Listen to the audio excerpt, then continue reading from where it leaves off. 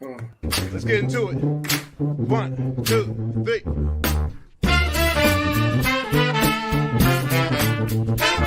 Let's get some more.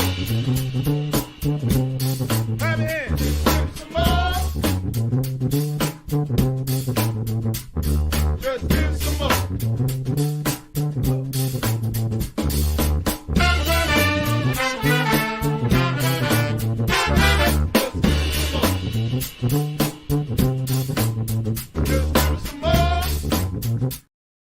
Why, hello, everyone out there in Whiskey Land. Welcome to My Whiskey Den, your favorite public access whiskey review show where craft whiskey is king.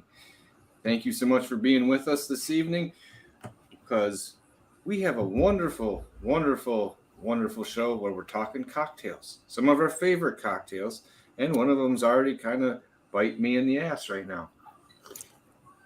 And I'm not that far into it. So, Mike, Mitch, it's wonderful to have you with us. Before we go any further, and thank you everyone out in the chat for being here and stopping in on time, do you want to tell everyone about the Bar Cart Co-op? I would love to tell everyone about the Bar Cart Co-op. All right. We are proud members of the Bar Cart Co-op, which is a collection of friends who create content for the whiskey and other distilled spirits public. The Bar Cart Co-op YouTube and Facebook pages have information about upcoming and past special shows, which happen about every quarter. From blind tastings to distiller panels to discussion of special collaborations and the usage of unique grains. The Bar Cart Co-op has educational, fun episodes for your enjoyment. I'm not sure what the next upcoming show was, but there was a pretty good rash of them here recently. And I am the leader of the Bar Cart Co-op.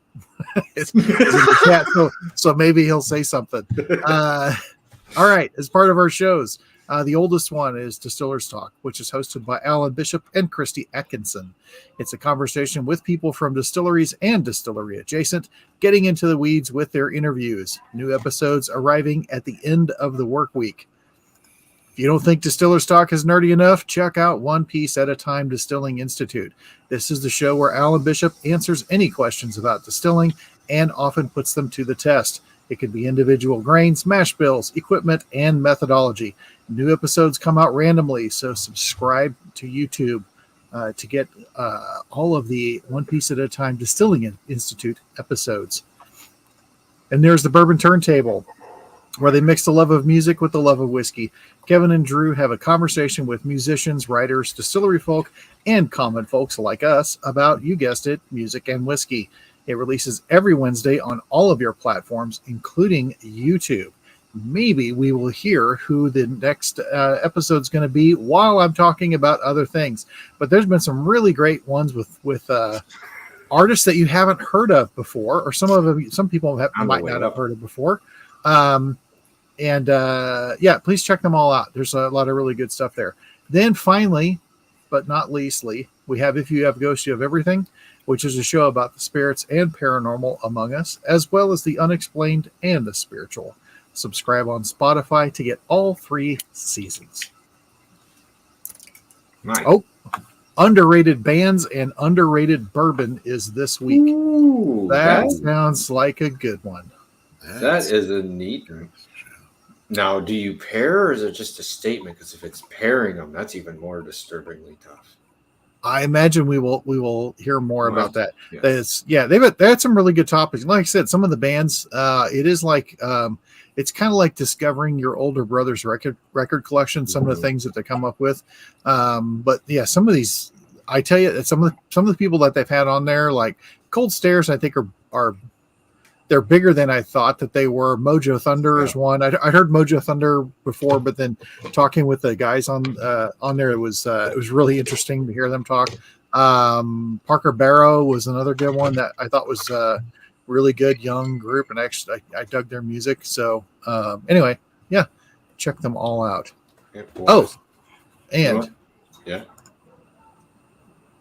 September 6th, a live show for the 2nd anniversary. Oh my goodness. I wonder if he'll have somebody on who has different personalities like the 1st anniversary, because that went so well. Could be dangerous. And before we get into our cocktails, let's congratulate someone who makes real cocktails and kind of elevates them to another level. Is Adina, Miss Eagle? I see you out there in the chat. Bourbon Woman's, yes, out of the finals. We're gonna do our best to be there. Yes. It's gonna be awesome. We're gonna see how many votes we can cast, pretending to be other people. Vote like an Illinois Catholic.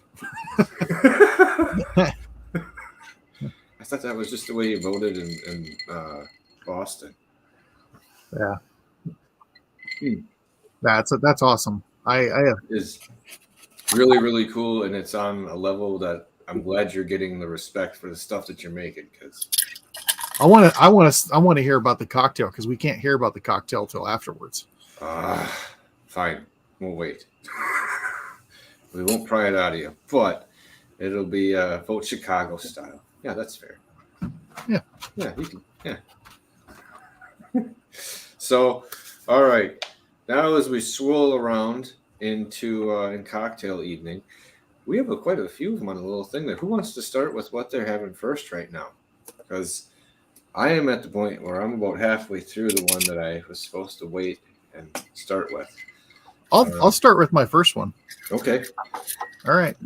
So this one, now I was inspired, I will say, when we had Captain Fred Swanson on, and we made. Was he a captain now?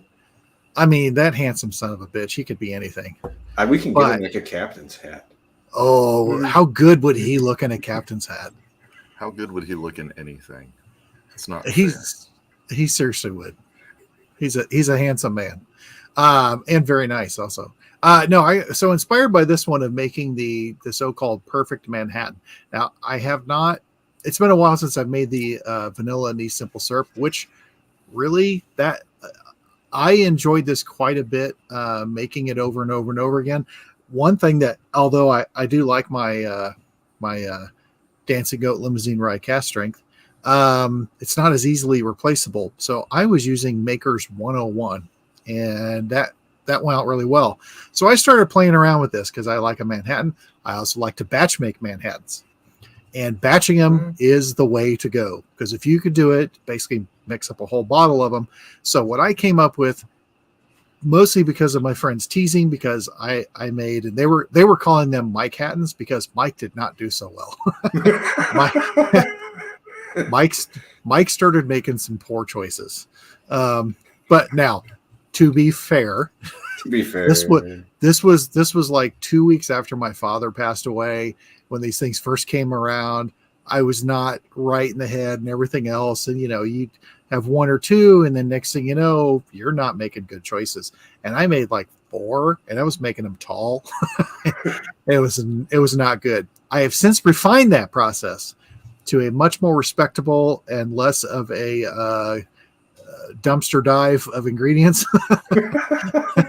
So how I've been making them now.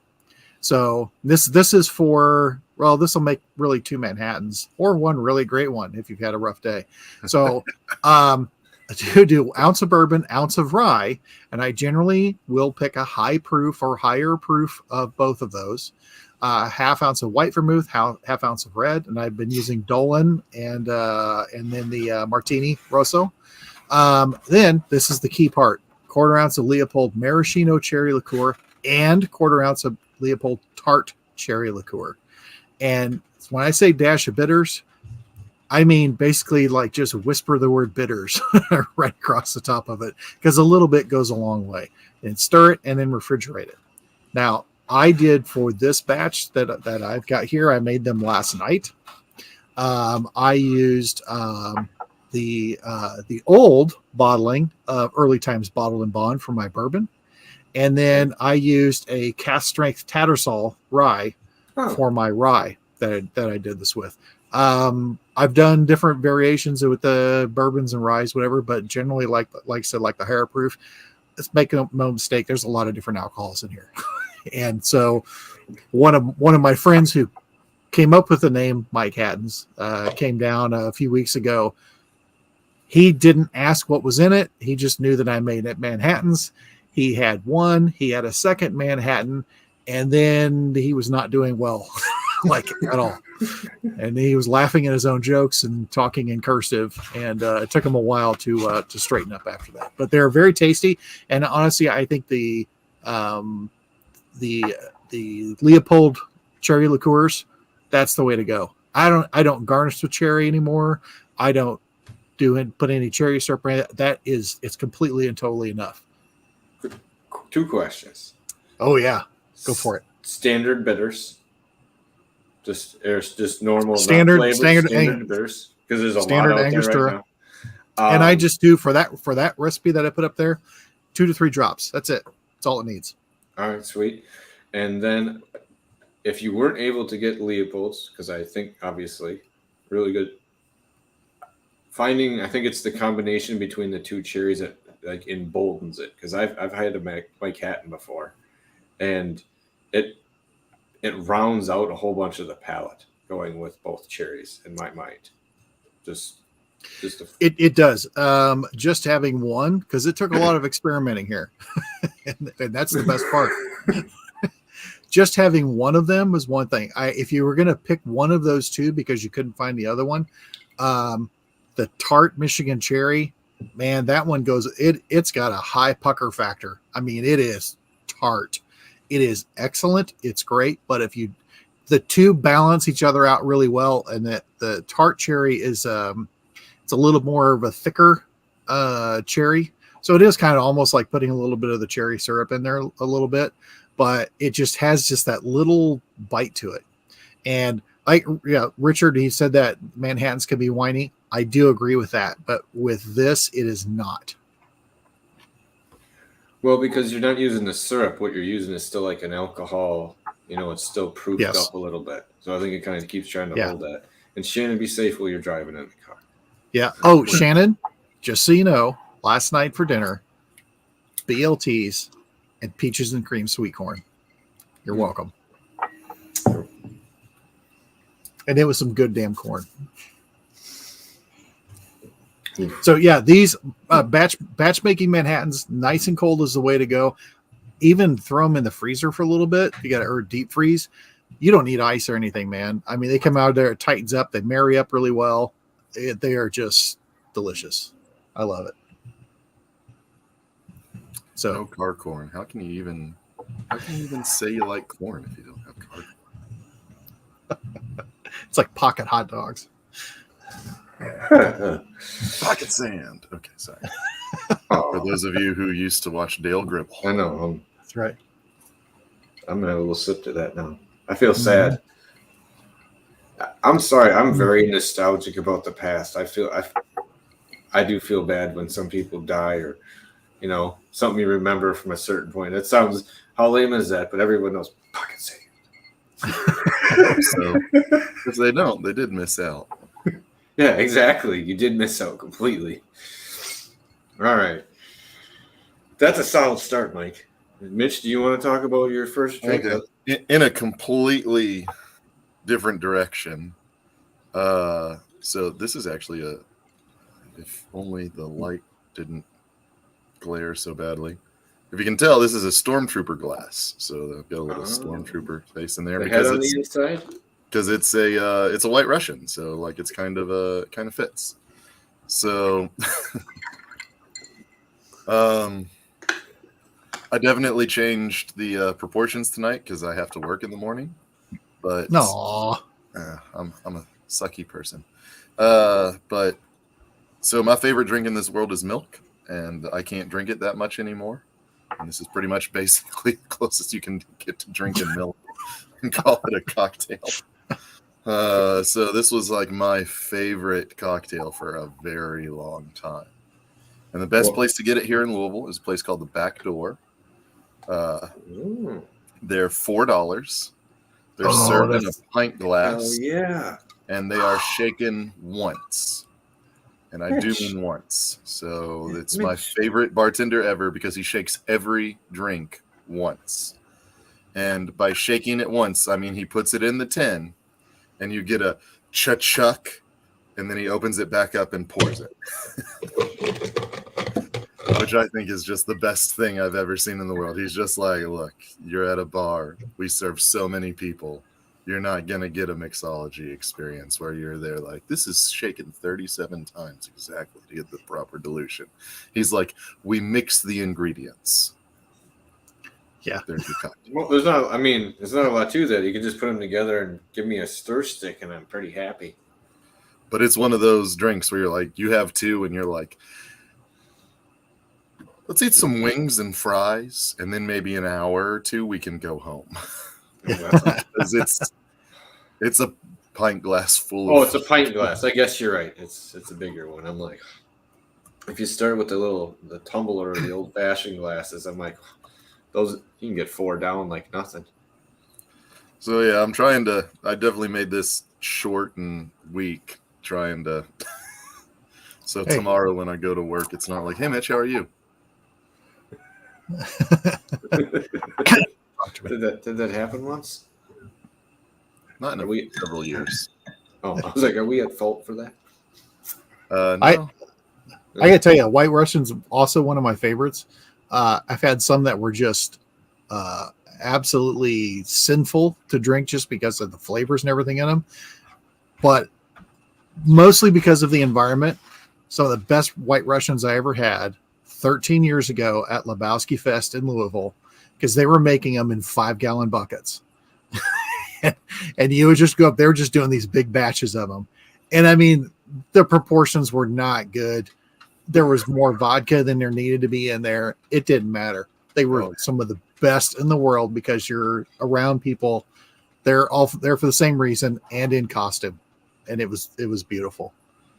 Are they doing that again or not? Because they were, but it got postponed. It was supposed to be in a couple of weeks and it got postponed.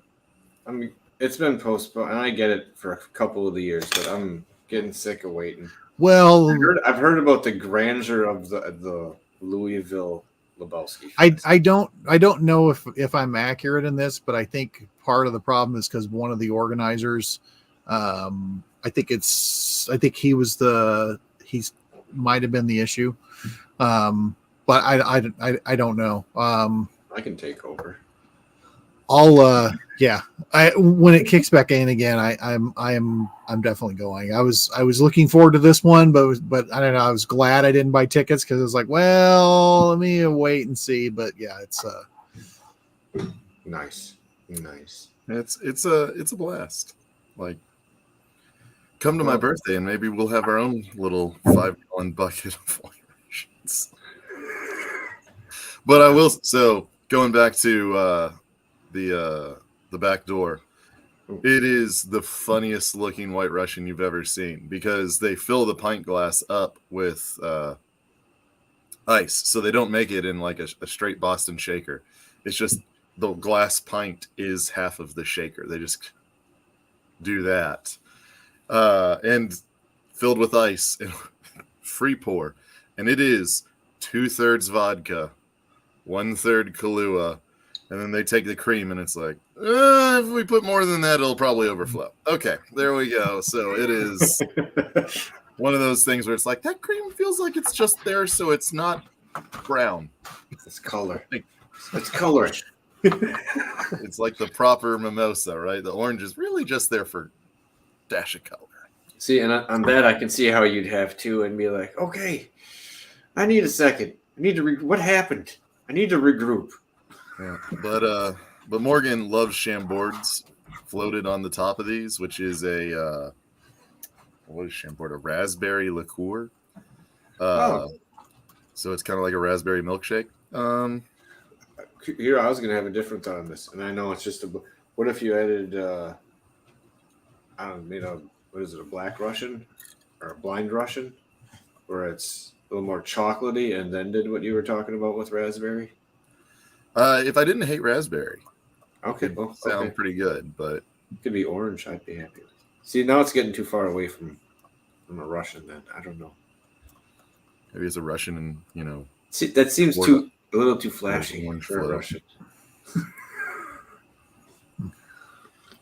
So apparently Morgan's never been to the back door, which is weird because I thought all of Louisville had been to the back door. It's like one of those semi-famous dive bars. We have this mall. It's an old mall in Louisville. It's like my dad went there in the 60s, right? And the back door is literally like it's the back of the mall. And the door to get in there is just a back door. There's no like glass. The signage kind of sucks, but it is absolutely massive. How have you never been to the back door? Okay, I'm done. Very solid cocktail. It is. And Paul's got a good question there, Mike. Can you do It's just answering.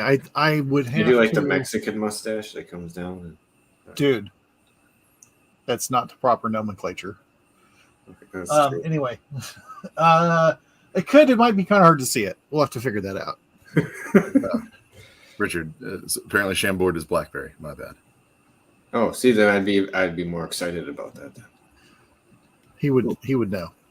Mm-hmm. I'm not a fruit guy. I'm okay with that. I'm okay with playing a little bit. I do love the classic, just because, but I think that's awesome. Respect to classics. It's what if this is the problem with these. I'm gonna have the rest of it. what? Well, I'm on my second drink of the first one. That's my problem. A little Smokey and the Bandit. I got all wound up on this thing. It's a little dangerous. Oh, hold on. Paul knows what's up. Next, see, is it? I'm not sure. You said that. I pulled a Lebowski quote and said it's not the proper nomenclature. To which Paul says, "Pat, it's Mexican American, please." I know. I was just teasing. Dude, I've heard the movie. Speaking of handsome, mm-hmm. I think you heard your praise you're giving him before. He's quiet until now after that. Oh, yes, it sounds delicious. oh, Okay. What? My son and I were talking about this because we saw where people were actually getting married by Pablo Escobar.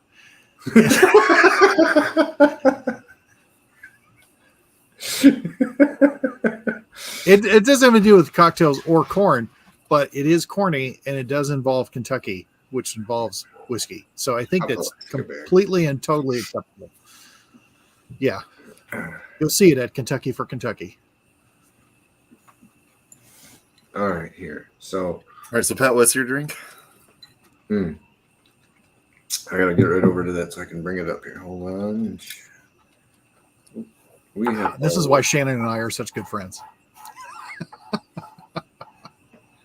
The one I'm starting out with this evening, I'm on number 2, which is, I'm going to tell you it's pretty dangerous, is you get 5 raspberries. It's weird. I went 5, 6. Who cares? I went 5. Muddle them. Then you take a tiny little splash of agave. It says a 1/4 ounce in the shaker. You add gin, which I use desk door gin because I don't have smalls. That's just what was on here. You add the mezcal. I was going to say anyone is fine with that as long as you get a little bit of the smokiness to it. I actually like a lot of the smokiness to it. I used some Bozo I had here. That has a little medicinal note. Toss that in there. Shake with ice and pour liberally a shot of ginger ale on top. Strain into an old-fashioned glass and garnish with a lime wedge. And you're right about there. It ends up looking something like this, minus the garnish. I was going to say I ate that already. That's a good looking rocks glass there. Mm-hmm. It's got a little twist to it. So I went with this one. I thought it needed a little flash to this one. You'll like the next one I have for the next drink. It's also appropriate. But I got drawn to it because who doesn't like Smokey and the Bandit? If you see that on a recipe list for cocktails, your eye's going to go there and want to try it. And plus, it is almost, and if you pour a little more like me, because I may pour a little liberal, you're getting pretty close to a minor version of a hurricane. They're kind of like Mike's version of the Mike Hatton. it's kind of bumps it up where everything's a little bit boozier. So I do add a little more everything to mine. I just think it's neat. It is actually just all the different flavors that come through. The agave that makes it a little more richer through everything. The syrup holds together better.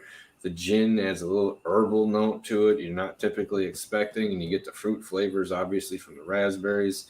As it's surprising that I would typically go that route, because I wouldn't have years ago. I probably would have been more of a rum drinker when I had this, but you know, I was with one of my exes and they tried it and I had a little bit of theirs and I was down the path. And Mike was right. This is the first time I've made them at home myself. Very dangerous. There's just a lot going on in a single drink that's very refreshing. Dangerous. Now, having made it yourself, I guess two things. Do you have any different? What are your different thoughts about it? As far as would you do something different to it?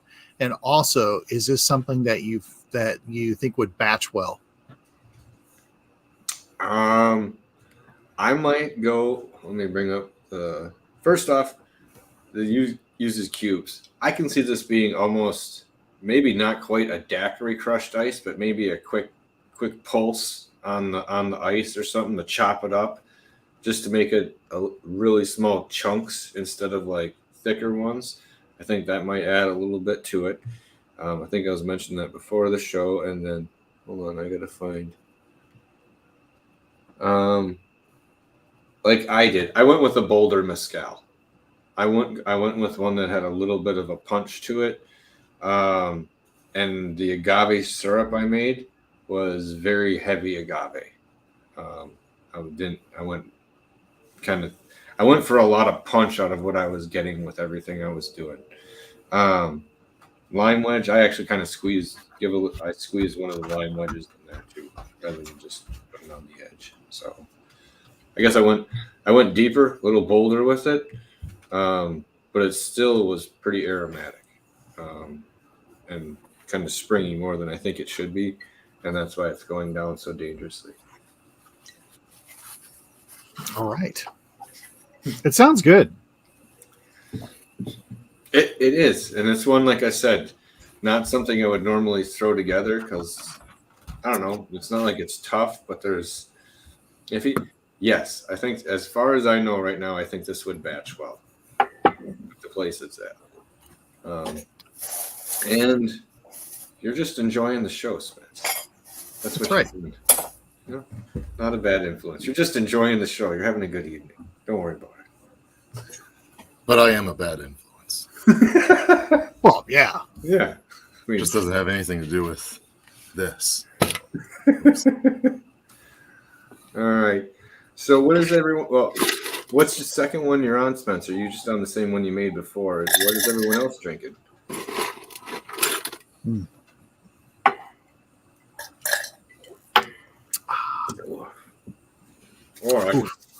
Those are good. Or I can switch. So I can go back to back. I can move on to my next one. I'm ready to move on to my next one. Well, do you want to go or do you want me to go? Sure. I do have to say, only because I've tried these and it's not sucking up because he's reloaded before we saw Fred's handsome name on here. This one is a lot of fun to make. Oh. That one was so good. And did batch really well, and I really enjoy that one. Also, Fred, who I'll credit Fred with making me try gin again, and making me like it. I've taken the gin and tonic that we made with Fred. We have a bunch of mint growing, everything. It's fine. But I had to, just because I'm me, I kind of had to make a white trash version of that. And so wait a minute. Now, because of the, why am I drawing a blank all of a sudden? I hate this. It's probably a result of my cat, and I'm sure. Because of the coriander in the Death's Door gin, and he had said, well, orange pairs better than lime with coriander. Well, what I'll do is, because we'll have oranges and stuff around there, and I'll just do tonic, gin, and just put a little bit of fresh squeeze of orange on there. Well, I went full white trash this last week. We had some clementines. And I thought, well, now let's see what this does. It's trashy, but it is delicious. And it was hot out. It was very refreshing. And you just squeeze that little bit in there and give a quick stir again. And it was damn delicious. I have to say and the only reason I'm not making one of those tonight is because I'm clear out of tonic. But I have a pretty good stock of Death's Door at this point. Oh yeah, you got that bullshit land grab fucking. Hey, that was their fault for throwing them in the discount basket at the grocery store. But this one, the one that I'm actually going to pour, it's probably one that I have more than any other one. And I called this one. This is my own concoction. It's just called Leave Me Alone. Just put whiskey in a glass, show it to other people, make sure to make eye contact with you, and then start focusing your attention somewhere else. It's great. I think Kevin calls them deck pours because he'll put them on, put some music on, and just, I'm sure his lovely wife is like, yeah, I'm going to leave you alone for a while. So it's like, I have those when I go outside and sit at the fire pit. Nobody comes out to join me. Nobody bothers me. So I just call it that's my Leave Me Alone cocktail. And I'm going to pour one right now. Okay. What are you putting in that one? That's a good question. I think I might get sassy. And this is the bit. Well, yeah. Here's what I'm gonna use. A bourbon from Whiskey Thief. Made by our friend Mr. Hunter Coffee. Oh, little Hunter. He's going to be doing a meet and greet at a bar here on Wednesday. I was thinking about going down there and being like, wow, I've never seen you before. Tell me about your whiskey. Seeing what he does. I think that's his least favorite part about whiskey. I know. That's kind of why I want to do it. Yeah, I need to get that open. All right, yeah. There. Sorry, I'm working on my next one too. All right. I haven't seen Hunter in quite a while. He's been a busy man lately. He's busy. I saw him in April. And that's when I picked this up. For the stat whores, this is the Kentucky Straight Bourbon, 56.7% ABV. Mash bill of 65-17-18, 6 years old. And it's got Remy's beautiful little paw print stamp on the back. Ooh. So there you go. Hold on here. Look at this thing. Two little different rums here. Oh, that's St. George spiced pear. Yeah, that is fucking super awesome. Super dangerous stuff. And the yellow chartreuse. Who knew? That's a difficult one to find now, sadly. If you can, how about that? That's one of those things you can stock up on. That's actually a money maker. That would be legitimate. Oh. That looks delicious. I like it. Yeah, I like that one. All right. Let me slide. Dave's on two different platforms. It's just, I can't deal with how much he's flip-flopping all over the place. Now, some other people had this one earlier this summer or spring. Yeah. Yes. If you can find a huckleberry vodka, and I had the Blue Ice huckleberry vodka. I have another one here this evening. But mixing, I'm gonna go. They say 1.5. I'm mixing. Let's say 2 to 4 here. If you're mixing yourself a drink with some ice in there, you can strain it. I would give it a little stir. You don't need a mason jar.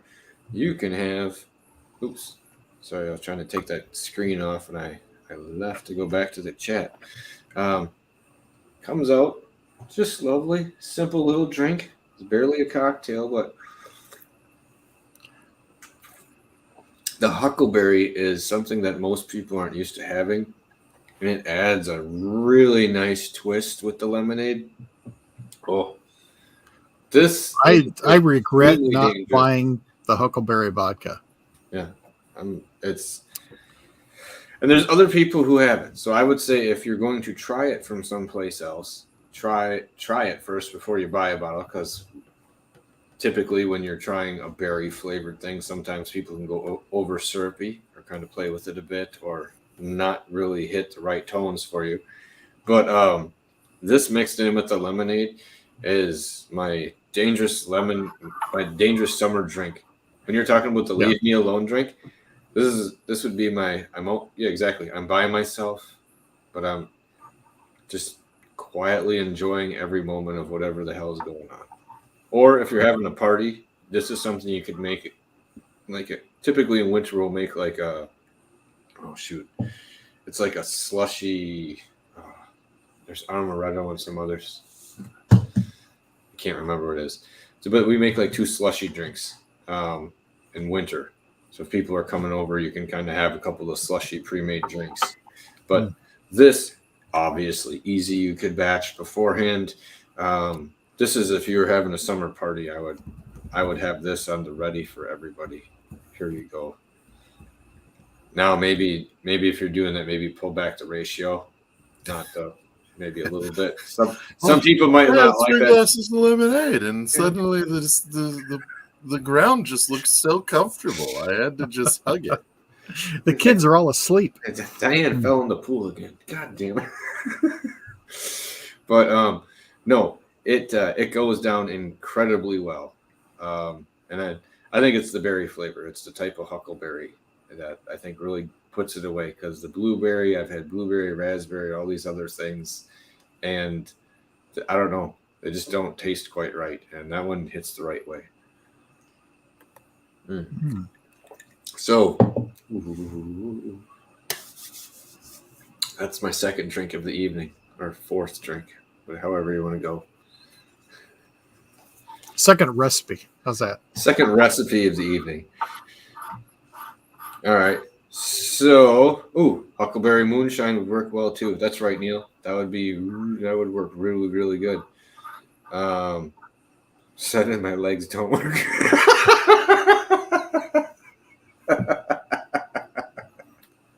Sorry.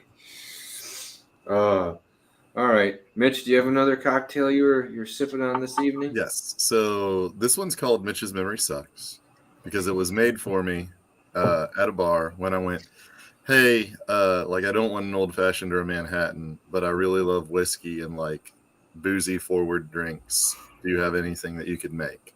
And they're like, yeah, sure, no problem. And I was like, thank you. And it was Rittenhouse Rye, Amaro, black walnut bitters, orange bitters, and then quite possibly something else, because that's why my memory sucks. I make it at the house. This is like my go-to now. If I'm feeling sweet, it's just like 2-to-1 Rittenhouse to Amaro. And if I'm feeling less sweet, I do a float of either peaty or smoked whiskey on top, and it really tamps that down. But I quite like it. I have no idea what it's called. And I'm not sure if it actually had a name when it was given to me. It could have just been the get this guy out of my face drink. All right, hold on. I just saw something from our friend Corey, and I'm gonna jump in so I can put some in the background so we can post it. Okay, you jump in. So, Mitch, that's something else that you couldn't think of? What are you doing about that? Do you feel saucy one day and throw this in, and then you do it a different time, or what do you ever try to come up with whatever that other thing, that potential other ingredient is? Nope. Okay. It's gone. Fair enough. Just let it go. I'm like the freaking Frozen movie. I'm like, well, it's gone forever. Let it go. When I first had it, it was amazing. So I drank them out of Rittenhouse when they made it. That's how much I loved it. And they switched it to the Old Forester rye, which was nowhere near as good in a cocktail. Like there's just something about it that didn't balance quite right with the Amaro. But this was, so I based things off of who I was dating at the time. So this was 6 years ago, I want to say. And in 6 years, just things go by the wayside. Like my cocktail is apparently the Leave Me Alone. But every once in a while, there's a slight variation because it's not always whiskey. Sometimes it's brandy or rum or something like that. So like I make myself a cocktail maybe twice a year. And it wasn't on the list to be like, I must figure out what this missing thing might be.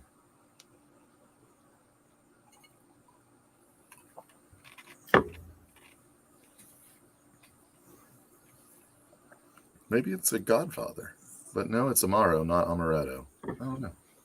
I don't know. Cocktails is just something that requires a lot of skill that I don't have, so I generally leave it to the professionals. I agree with that. I enjoy cooking, but I'm not a chef. I like cocktails. My problem with cocktails is you get all these ingredients, you got to use them all up. So you either got to use them all up in cocktails or plan ahead for other stuff. And I don't drink as much as people think I do. And I don't really think it's fair to increase my drinking just so I can have more cocktails. So Pat's muted. You're still muted, Pat.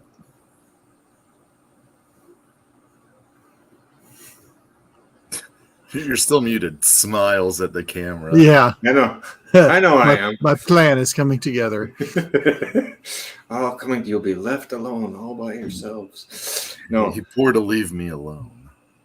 Hold on here. I'm trying to find the one thing I just put to the desktop with the picture.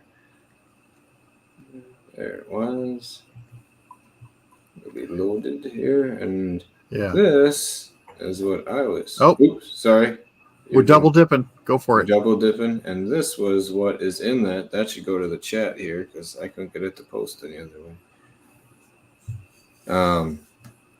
Sorry about that. But that's one that Corey was making this evening. And it looks like it's fake, doesn't it? Doesn't it look like the middle is photoshopped? Like right in... I mean, everything he posts looks fake, but it's just plated and it's like he can make the foam do what he wants it to do for a photo. Yeah, that's exactly right. So same thing when he plates his food. Just another cocktail thing there that we saw this evening. I think it was worth taking a look at there because that is actually kind of. I don't know if I'm going to play with that one at this moment in the evening, but we might here in the future. So sorry about that. Are we on the leave me alone drinks? No, this one, the Ewalds came through Kansas City and we went to a bar, which now, Dave, by the way, that bar is no longer open. Unfortunately, they had a great whiskey selection. But yeah, we had peated whiskey sours, and they were out. They ran out of. I think I had the last of their Lefroy, and I think it was Adina had gotten one, and they had they put in Connemara peated. Yes. Oh. Yeah. Yeah. Sorry. Yeah, peated whiskey sours. That Connemara, because it just had that. It's just Connemara's just got a great dirty peat. Mm-hmm. It does. It really is like warm tire. Like yes, it is fresh off the highway. They had a fantastic release a couple of years ago. It was called Turf Moor, and it was fucking delicious. I think it had like an orange bottle, and it was fantastic. That's how I got hooked. More than just the standard. That one like kind of blew my mind away. I'm mad because Kentucky likes bourbon, so getting good peated whiskeys is sometimes difficult. Well, except for, you're not too far away, and I'm pretty sure around there you could probably get some ASW around Louisville. That's true. I would think. ASW makes Fire. a tire fire, and tire fire cast strength is. I don't have Abomination, but I don't think I have Tire Fire. Tire, it's tire So fire. It lives up to its name. It doesn't like Pete Monster you, where you get like brace yourself, and it's like, it's this lovely dance. No. It's just ashy tire. Grabs you by the shirt, and it casts strength. It is just. It's just like a whole bunch of old ladies at a bowling alley blowing smoke in your face. You sounded really excited about that, Mike. Like that brought up a great memory. That's how I used to spend his Saturdays.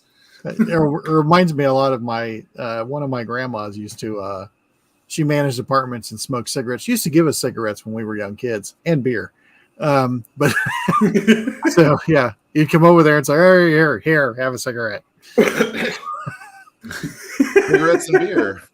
It was before TV. Memories. How you just it was different. The kids cigarettes and beer. They'll take care of themselves for like an hour. Yep. Hey, they climbed up on my lap when I was playing cards. It was the other thing. We played cards with the tenants. Played a lot of cards. Oh yeah, that's something I think. Cards, I think, have gone by the wayside for fun comparatively to like in the past, obviously. But like now, everyone wants to play for like headhunter money, not just like bragging rights on a Friday night. I remember my mom having to kick. She would kick my brother's relatives out. But it'd be like 2:30 in the morning and stuff, and she'd just be like, it's time to go home. I've been tending to 4 kids and you're 3 kids, and everyone's, it's time to wrap this thing up. It's just neat how my mom has different memories than other people do with some of the same evenings. My folks, we used to play for pennies. Mm. And then we'd have, friends over and like you'd give them $1 in pennies rather than, like whatever. And then they'd take their pennies fucking home with them. And it's like, what are you doing? Like, this is not, it's like walking off with someone's poker chips. Stop. And like they called a couple people out on it and they were like, we want them. And it was like, all right, well, I guess we can't play, Tripoli with you ever again. Like, bye. That's awesome. So you just have to like do it and up to Annie one night and take money from them. Oh, yeah, that's terrible. I know I've probably told you this before, but we came up with, because none of us had money when last couple of years I still lived in Iowa, and so we like to play poker, and so we came up with, we call it garage sale poker, and so instead of money, you had to bring something that you would legitimately buy at a garage sale, not something you would sell at a garage sale, but something you would legitimately buy, and the whole thing is the worst hand is what ended up with what was in the pot. But the best part was everybody would show up with their stuff, and then people would start bartering right off the bat. Like, you going to get rid of that? Would you trade this for this? And people start swapping stuff. And it was funny. You'd always end up with something that was kind of cool, but it was a good way to get rid of your stuff. And then they say the worst hand won the pot. And then at the end of the night, we would do like a couple of really big hands, and somebody would end up with a whole bunch of crap. Oh, yeah. Nina makes all of her own syrups with fresh strawberries. Sorry. That's why she's a champion. Yeah, exactly. I had to realize I didn't have Kahlua. Like, that's how well I do with cocktails. Like, Kahlua, I bought that, 10 years ago? I've probably still got some left.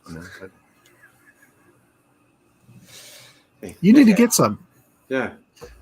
I've still got this. Wait. This If he 375, I brought at Trader Joe's of coffee liqueur 5 years ago. So like, oh well, there you go. Still good.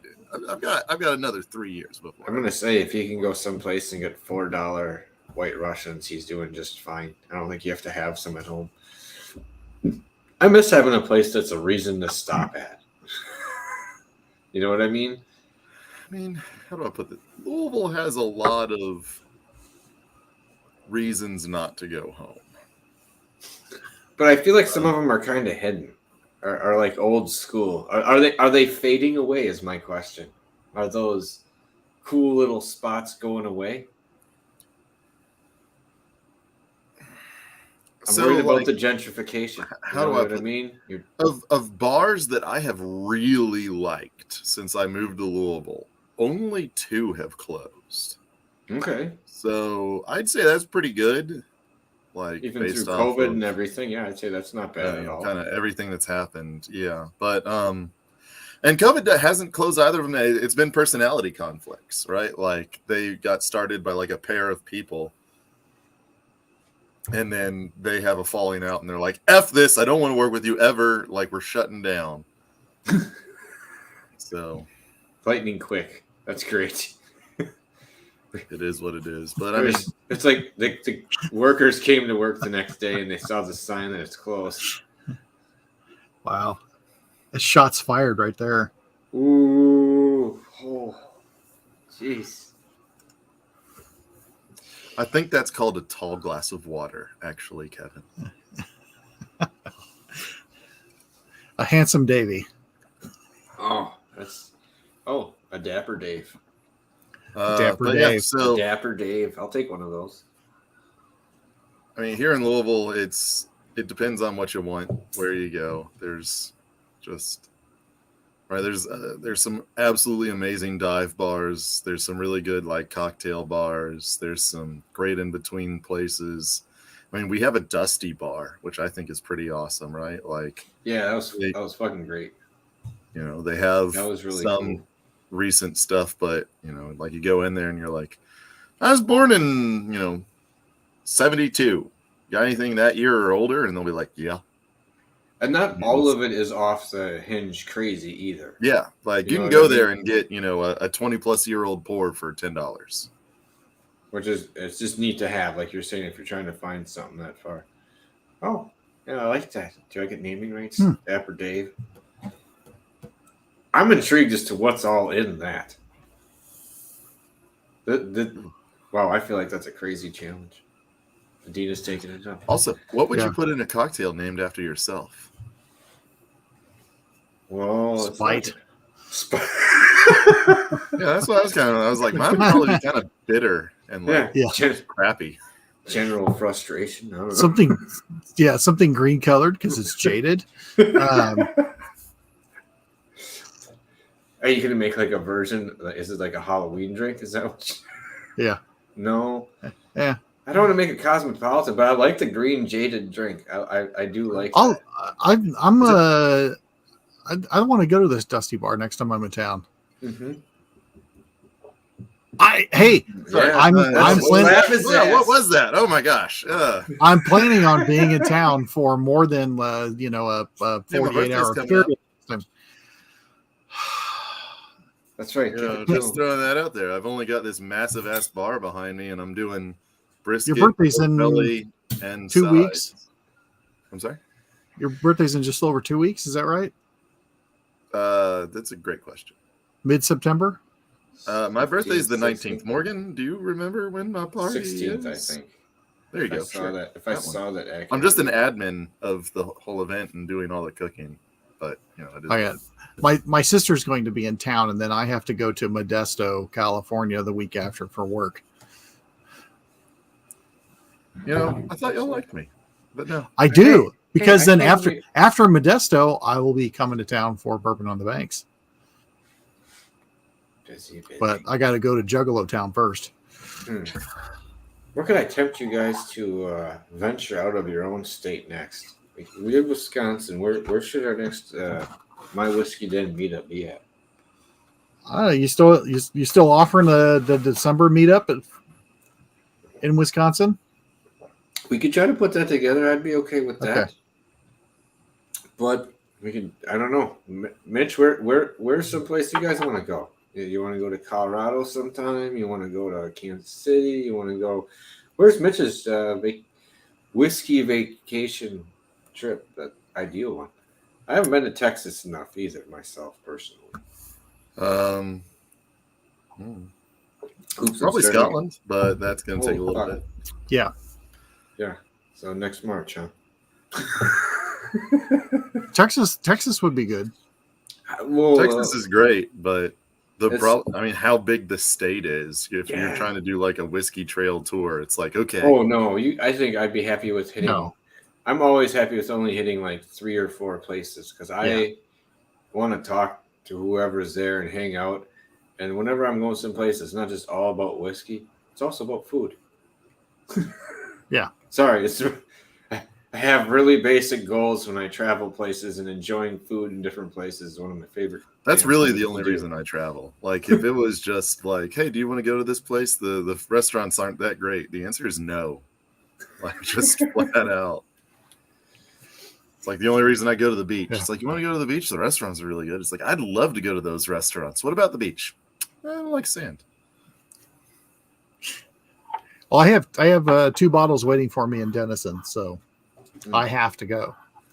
Well, that's what I meant. And there's a time limit, so. Oh, I think you'd have to talk to them. I think they'd hold on to them for a little bit longer. Oh, shh. No. No? I just need to arrange the trip. Oh, fly to Austin. Or fly into Dallas, go to Austin. That's a lot of there and back. I think you'd fly into one and fly out of the other. Plus, then you get into that weird bridge of getting close to San Antonio. San Antonio is amazing. I love San Antonio. Ranger Creek's down there, even though they're not the brightest with letting someone go. They need a distiller. They need a distiller. Yes. I'm just. Hey. Here you go. Hey.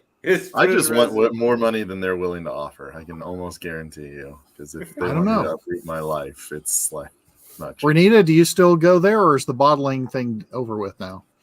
She might be the person to answer some of these questions without. No, they're still doing bottlings and releases. I've seen that. They're still going forward with that stuff. So I'm intrigued.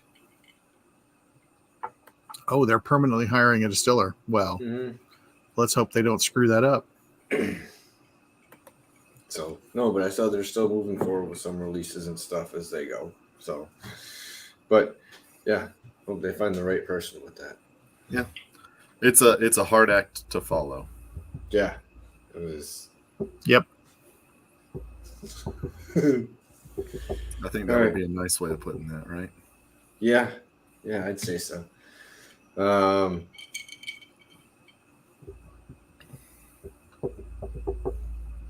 Oh, it sounds like there is someone there. Well, I mean, obviously there was someone there moving up with it, so that's good. Like I said, someone's got to fill a gap in a hole like that. It was a good distillery, So, but like I meant, if you're going to San Antonio, that hits another.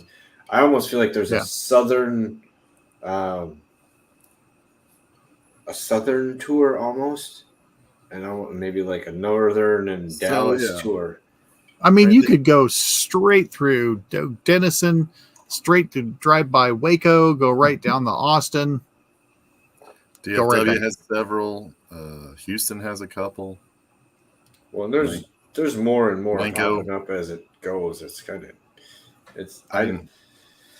that one overwhelms me. Texas overwhelms me a bit. The thing is how much I love Andalusia. Like, can't talk enough about it. Like, and the problem is, right? Underrated. Like that would be an underrated. Practically whiskey. Oklahoma. Yes. So it's its own special trip. So you have to suddenly be like, okay, am I doing Iron Root and not like these 3 other things, or am I not doing Iron Root and doing these 3 other things? And Denison is not like a great gastronomic destination either. Like when I went there, I think I ended up getting some like Panda Express just so I could have something on my stomach. Yeah, it's not. There's only a few places. And we went to one that was recommended by the hotel because like we want something heavy because we just had an experience, and it was like it's called the Cotton Patch, and almost everything was chicken fried, and we got chicken fried bacon, and we got chicken fried brisket, and brisket would not get it again. It was tough. It was tough. The bacon, 1 or 2 pieces, fantastic. After that, it was gross. Mhm. But not in a awful gross. It was just like, I'm eating all this greasy food and I shouldn't, but I'm still eating it and I feel horrible, but I'm going to keep eating it. And we felt worse from eating that than we did from all of the tasting and everything else that we had done. Well, And I would go back in a heartbeat.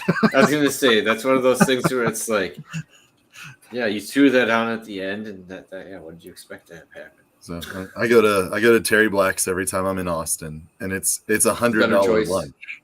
But it's a better choice than some of the other ones. I mean, there's not a line aside from like, oh, there's just a lot of people here, so I got to wait in line a little bit. But they don't run out. You don't have to get there early, right? And the problem is, it's like you go down there and you're like, okay, this is like my big barbecue thing. I don't really have time to like try 3 or 4 barbecue places. So it's like I'll have one of everything. Mm-hmm. So you're there, and I try to eat an entire beef rib, an entire, thing beef of ribs, pork ribs, brisket, pork, sausage, couple sides, and you're there, and you get it, and they're like, sir, you realize a beef rib is 1.5 pounds, and we sell everything by the pound. So you just bought 2.5 pounds of meat, and then you got sides and cornbread because brain isn't something you used right here. And it's just like, I know what my business is about. Thank you very much. Like, and you go there and you're like, I'm in so much pain, just so much pain. And then you go to the bathroom and you're like, it's the sweat. Okay, it's a little bit better. And because it's a little bit better, I'm going to keep eating now. And then you're like, that was the worst decision. That was worse than when I bought all of this. All right. And then you leave and you're like, if you're me, like you're probably Ubering, and you're like, you go out there and you're like, I don't even want to get on my phone to try and call this Uber. That's how like uncomfortably full I am right now.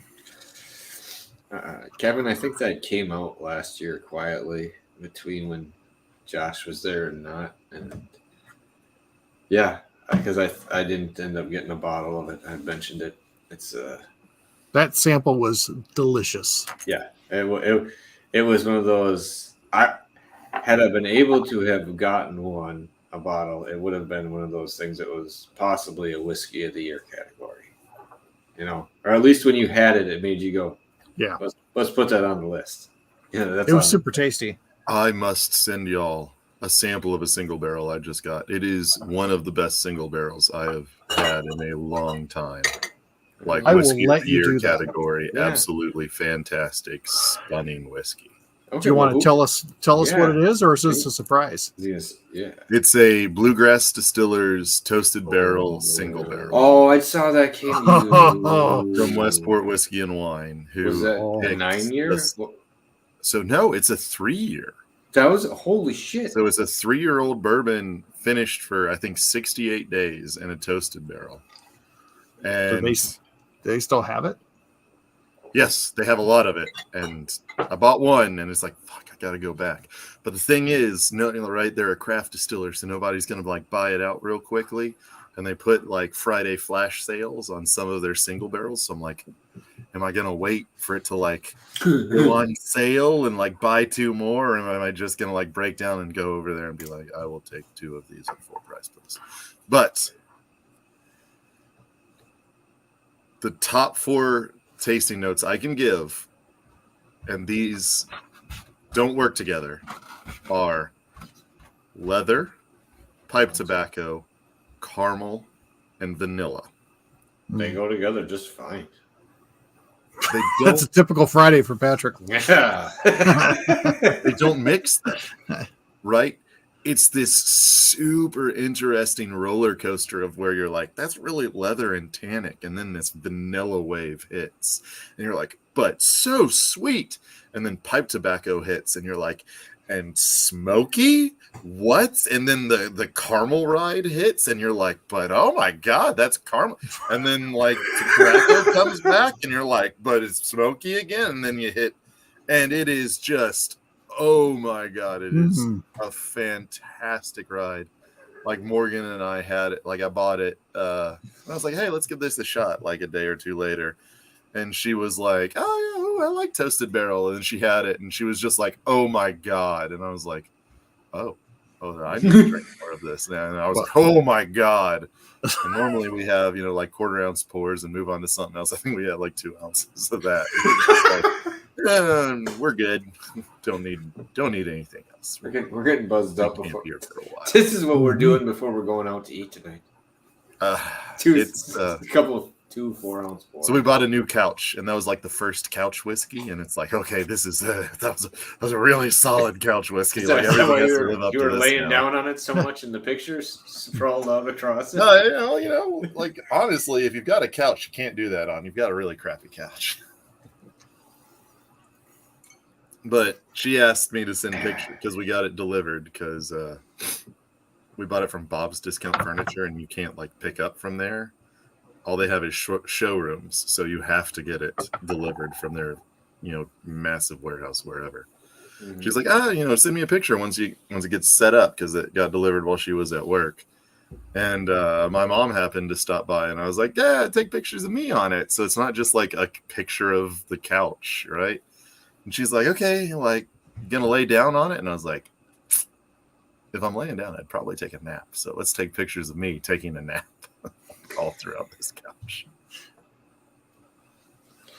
I liked it. Sorry. Give it a little flair to it. No, please, sorry. What the holy shit? Don't apologize for greatness, Mitch. Yeah, it's been an hour. Goodness gracious me! I'm running out of booze. Drinks are. I'm not. I don't want to mix another one. Okay. I do not. I do want to, but I don't know if that's the best idea at the moment because they're really enjoyable. I gotta pour something to cheers out on because I finished my cup. I'm drinking this like a White Russian now, real slow, little sips. Got to get it on your mustache if you're having a White Russian. Before this was just you like drink White Russian slow. Like that seems. I don't drink any drink slow, but I mean, sometimes it's nice to have just like a little sip and slow down and come back to it. How about this? As you start getting a buzz on, you start to kind of just have a little sip here. They start gauging yourself. Am I good? I'm good. How was it? Jim Leahy, I just want to go at a solid 2.0. I got a little breathalyzer here. I can measure myself at a solid 1.2. And it's just a happy level between drunk and knowing what you're doing. It's fucking great. This is one of the reasons I love Dave. I What do you mean what kind of jammies they had on? They had Yodas and shit on them. If a frog had wings, he wouldn't bump his ass a hopping. My name ain't Nathan, Arizona.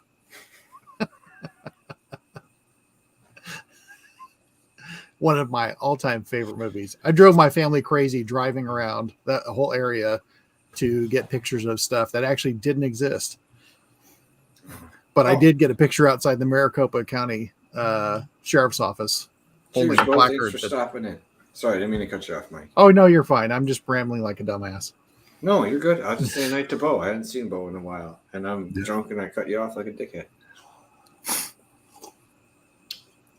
So, on that note, on these lovely cocktails, I think maybe it's time to hop off. We mentioned maybe not doing a show next week. And then after that, when we roll into September, we're going to probably be talking to Paradise North. Mitch has got a finale of the Wood series. I'm looking forward to that. What are we talking about? Is it? Hold on, I think I might be able to find the graphic here. Yep. Oh, no. It's like weird wood flavors, right? So Weird, odd. mostly or odd flavors. So it's You're trying to be polite. Mitch's Weird Wood. Remember when I said I'd judge how long ago it was based off of who I was dating? But I like that name for a show. Sorry, that's like the Jack. so there's not a polite way of saying it, right? It's not bad flavors. It's just weird things people have done with wood to make interesting flavor compounds, I guess, is the way we're going to go with it. Fair enough. But I'm looking forward to that because that was a neat series. I really liked where that was going and who you picked. each one really unique. And if you hadn't tried them, you know that those places you can get some of the same stuff from there and try those as well. It's a neat run. Whew. Okay, but I think we'll let everyone go because I need to get to work tomorrow. I got an early morning. So thank you everyone for stopping in. We really appreciate it. If you have some other cocktails we don't know about or you want us to try next time, let us know. We'd be more than happy to add those to the list for a cocktail evening. Because after tasting so many just whiskeys, it's good to branch out. You know, especially in summer. I think cocktails are a little more social in general in my mind. I think it opens up more people. At least when you mix them 50-50. We should have blended all the cocktails together. Oh, shit. No. A white Russian mixed with other stuff? Oh. Hey, it would have been good for the fans. They'd have been okay with it. Yeah, it's terrible for the plumbing, though. Oh, God. All right. Well, remember, it's not the size of the den that matters. It's the love of whiskey. Cheers, everyone. Cheers. Cheers.